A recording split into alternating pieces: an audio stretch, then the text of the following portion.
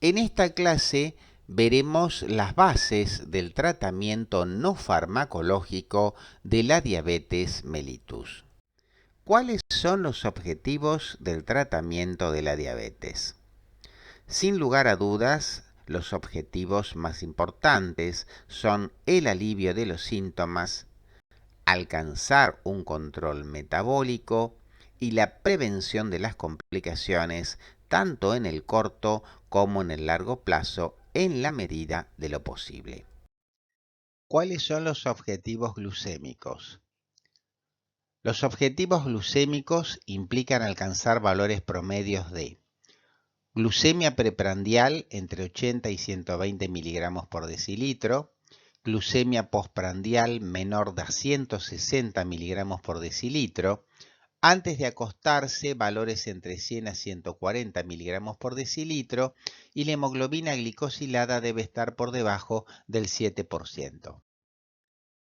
Las modalidades del control diabetológico implican el monitoreo glucémico, la educación, la nutrición o dieta, la práctica regular de ejercicio físico y, de ser necesario, medicación o medicaciones.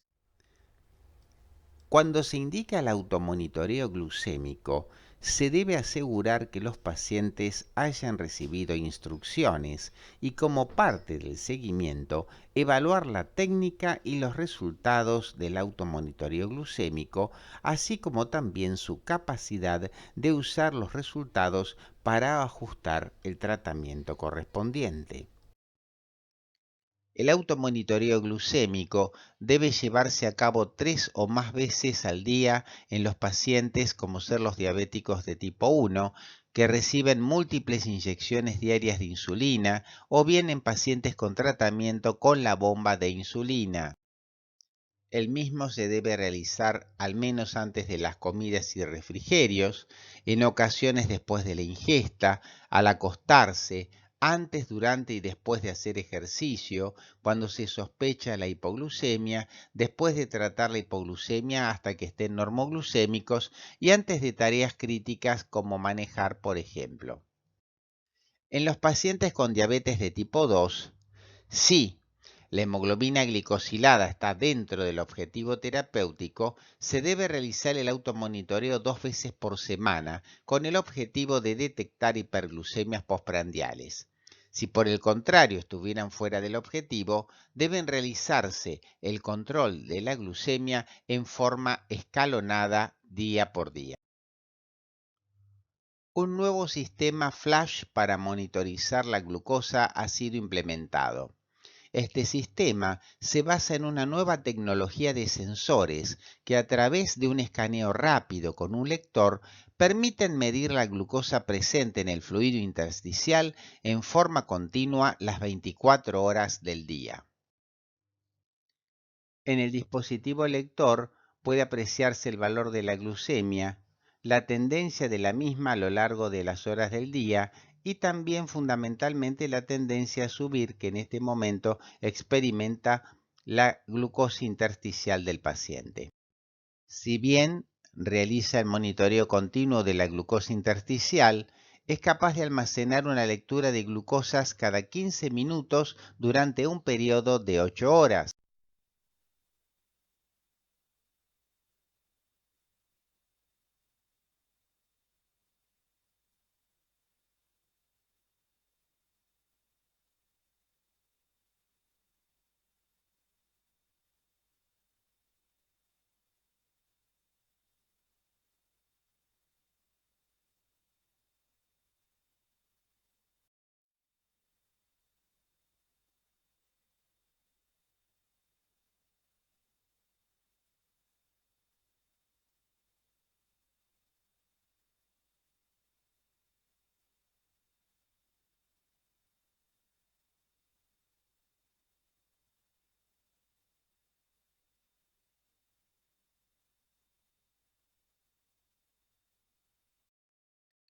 Se ha demostrado que la reducción de la hemoglobina glicosilada a cifras cercanas al 7% reduce las complicaciones microvasculares de la enfermedad. Y si se logra poco después del diagnóstico de la diabetes, este beneficio a largo plazo también reduce las complicaciones macrovasculares. Por lo tanto, una meta razonable para muchos adultos, aunque no en las embarazadas, es presentar una hemoglobina glicosilada igual o inferior al 7%. Se puede apreciar en esta diapositiva la correlación entre los niveles de hemoglobina glicosilada y las glucemias plasmáticas medias. Obsérvese que para un valor de hemoglobina glicosilada del 7%, implica una glucosa plasmática media de alrededor de 170 miligramos por decilitro.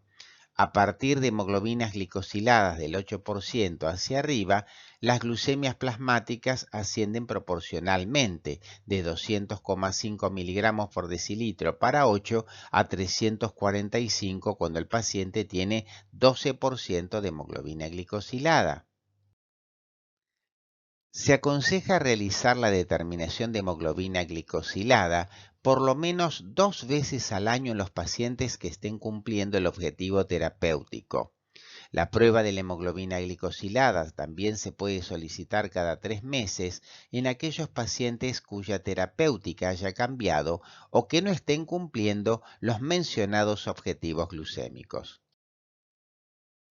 Se pueden perseguir objetivos más estrictos de hemoglobina glicosilada, por ejemplo valores cercanos al 6,5% en pacientes seleccionados, pacientes jóvenes, pacientes de corta duración, expectativa de vida larga.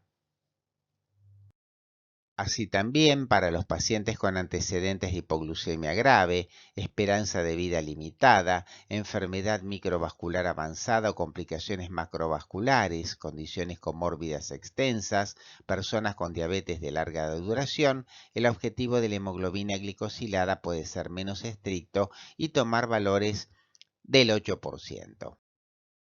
La educación del paciente no solo está destinada a mejorar su calidad de vida, sino también como un medio para disminuir los costos económicos de la enfermedad.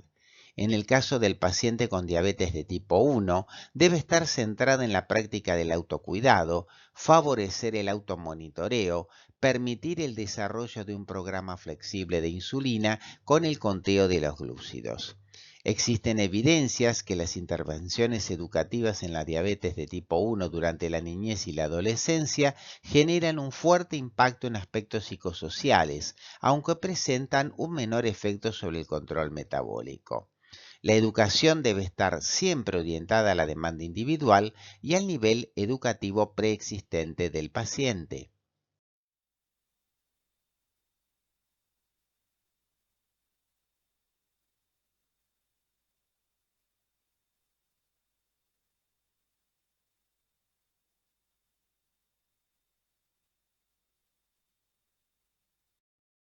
En ambos tipos de diabetes mellitus debe enfatizarse la necesidad del control oftalmológico anual, el control de la microalbuminuria una vez al año y el estricto cuidado de los pies a través de un calzado adecuado, correcto corte de uñas y controles periódicos por podólogos especializados. Las pautas nutricionales para la alimentación del paciente con diabetes mellitus no deben alejarse de aquellas aconsejadas por las guías alimentarias para una vida saludable. Por un lado, ingerir amplia variedad de alimentos, consumir diariamente cereales, panes y otros productos con granos enteros, legumbres, vegetales y frutas. Siempre se deben elegir productos lácteos con bajo tenor graso y carnes magras. El cálculo del valor calórico total debe considerar la situación del paciente obeso, normopeso, adelgazado y el tipo de actividad que el mismo realiza: reposo, trabajo liviano, moderado, intenso o muy intenso.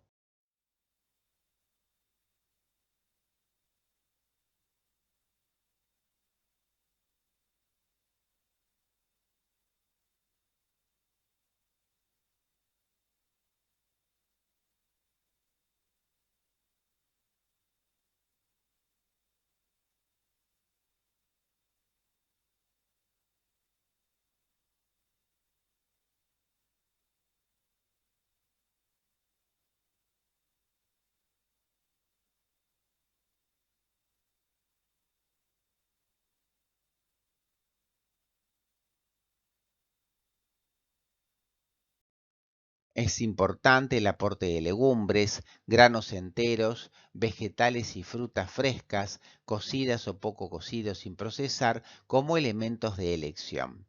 Por otro lado, se deben limitar los glúcidos de alto índice glucémico.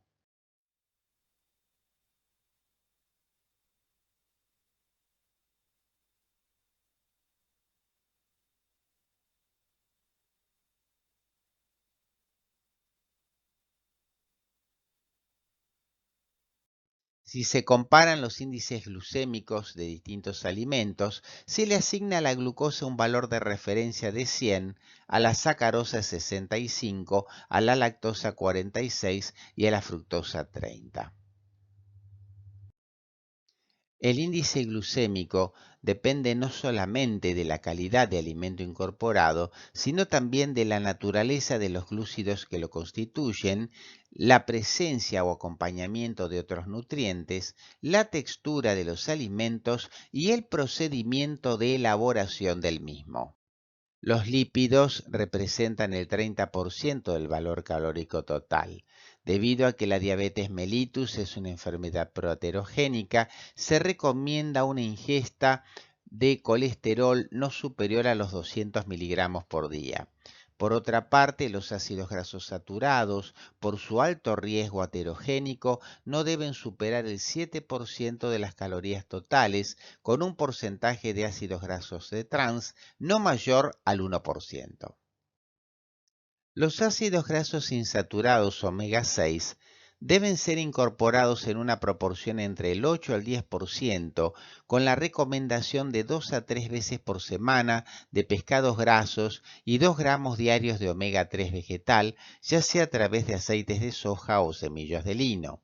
Se aconseja la incorporación de ácidos grasos monoinsaturados en valores superiores al 13% de las calorías totales. El porcentaje de proteínas debe oscilar entre el 15 al 20% del valor calórico total, lo que hace de 0,8 a 1 gramo por kilo día, y dependerá de la edad, el embarazo, situaciones de estrés agudas y crónicas, posoperatorios y desnutridos.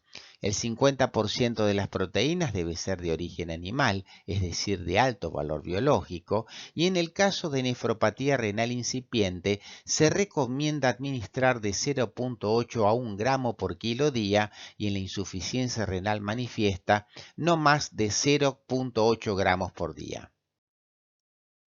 Como la diabetes se asocia frecuentemente a hipertensión arterial, es preciso reducir la ingesta diaria de sodio en una proporción de 1000 miligramos por cada 1000 calorías, tratando de no superar los 2300 miligramos por día en caso de hipertensión arterial e insuficiencia renal o bien pacientes con riesgo cardiovascular elevado.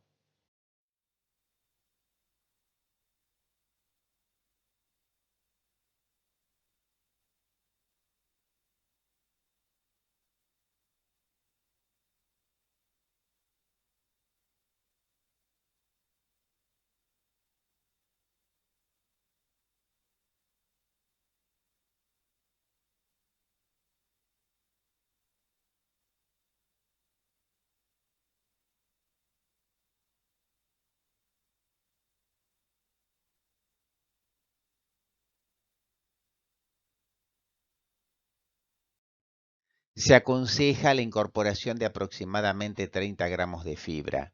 La fibra dietaria cumple la función de disminuir la velocidad de absorción de glúcidos y lípidos y con la consecuente reducción de la hiperglucemia postprandial. La fibra insoluble, celulosa, hemicelulosa y ligninas, sirve de sustrato para la flora colónica junto con los glúcidos no absorbidos. Además, posee propiedades absorbentes sobre cationes y ácidos biliares. Por su parte, la fibra soluble, pectinas, gomas, mucílagos y fructooligosacáridos, actúa sobre el estómago y el intestino delgado, formando una masa viscosa que retrasa la absorción de los monosacáridos. Los 5 grupos básicos de alimentos aportan diferentes cantidades de glúcidos. Las sustancias grasas no aportan en general glúcidos significativos.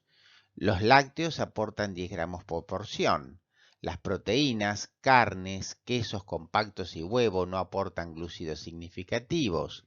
Las frutas aportan aproximadamente 10 gramos también por porción, otros 10 gramos los vegetales y los cereales, panes, legumbres y vegetales suculentos aportan generalmente hasta 20 gramos por porción de los mismos.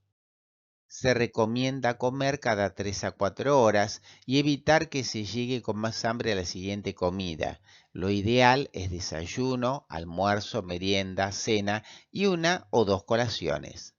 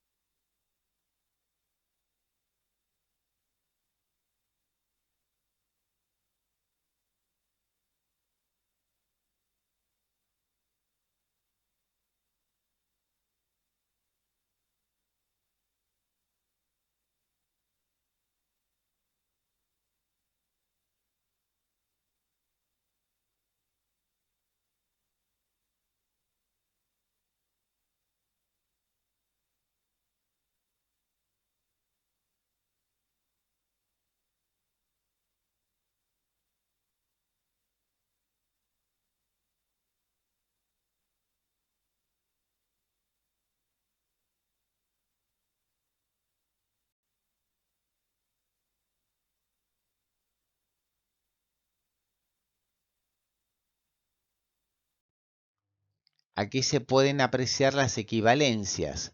Una taza de fideos cocidos equivalen en cantidad de hidratos de carbono a 10 ravioles de verdura o calabaza, una papa o batata chica, un pan árabe mediano, una barrita de cereal, entre otros.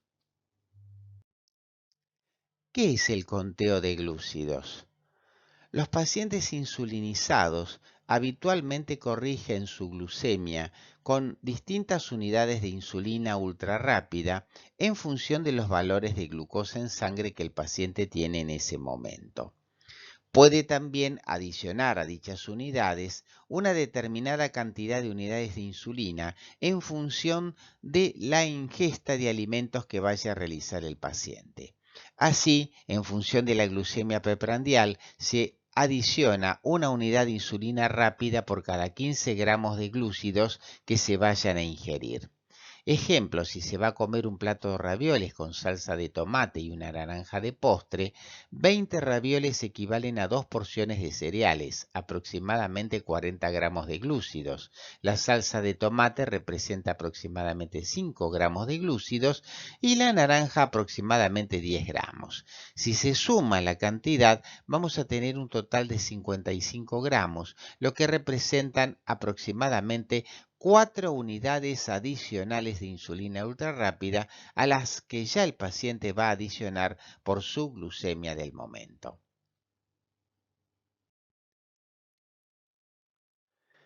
En los pacientes con diabetes de tipo 1 se recomienda efectuar el automonitoreo glucémico, evaluar la historia, horario, dosis y comidas previas, así también como la tendencia de la glucemia antes de realizar un ejercicio. Es conveniente realizar ejercicios cortos de 2 a 3 horas después de una comida y la presencia de cuerpos cetónicos en orina o sangre constituyen una clara contraindicación formal para la realización de actividad física. Se debe advertir que con glucemias superiores a 300 miligramos por decilitro sin cetosis se puede iniciar la actividad física, pero hay que volver a medir a los 30 minutos. Si tiende a subir la glucemia, se debe suspender dicha actividad. Por otro lado, es conveniente ingerir 15 gramos de glúcidos si la glucemia previa al ejercicio oscila entre 100 a 130 miligramos por decilitro y 30 gramos de glúcidos si el valor está por debajo de 100. No se debe modificar la insulina si el ejercicio será de intensidad leve o moderada y menor a 60 minutos. Se aconseja consumir 15 a 30 gramos de glúcidos cada 30 minutos si la glucemia inicial estuvo por debajo de los 180 miligramos por decilitro. Por otro lado, si el paciente va a realizar ejercicios prolongados durante más de una hora, como ser, por ejemplo, correr una maratón, es conveniente reducir el 30% a la dosis previa, basal y bolo, por cada hora de actividad física y consumir 30 a 50 gramos de glúcidos por hora en los ejercicios ya mencionados. En el paciente con diabetes de tipo 2, el ejercicio físico reduce la resistencia a la insulina y aumenta su sensibilidad. Los mismos deben realizar al menos 150 minutos por semana de actividad física aeróbica de intensidad moderada, 50-70% de la frecuencia cardíaca máxima, repartidas en al menos 3 días a la semana con no más de 2 horas consecutivos sin ejercicio. En ausencia de contraindicaciones, estos pacientes deben ser animados a realizar entrenamiento de la resistencia por lo menos 2 veces por semana y se pueden dividir los 30 minutos por día recomendados en varias sesiones. Finalmente, los músculos pueden desarrollarse haciendo ejercicios de fuerza 2 o 3 veces por semana. Estos ejercicios se hacen con pesas de mano, bandas elásticas o máquinas de levantamiento de peso.